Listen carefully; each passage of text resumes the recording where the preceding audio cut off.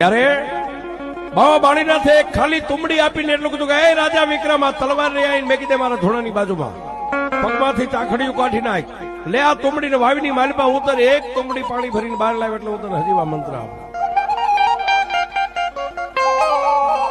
મારી ભગવતીનું નામ લઈ હાથની માલપા ખાલી તુંબડી લઈ અને વાવીના એક પગથિયે પગ મૂક્યો, બીજું ત્રીજું ચોથું પાંચમું આ વાવીના તળિયે જઈ અને નીચે નમી અને વાવીનું પાણી આમ તુંબડીમાં ભર્યું.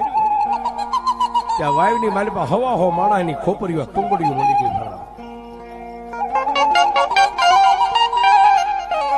એમાંથી એક તુંબડી એટલું બોલી કે રાજા વિક્રમ, તારી જેવા અહીંયા 70 રાજા વાયુના તળિયા પડ્યા છે, બધા હજીવા મંત્ર લેવા જાય આવતા. હવે તું બહાર નહીં નીકળી એક, તું અમારો ભક્ષણ છો, અમે તને ભરખી જઈશું. અને તેથી રાજા વિક્રમે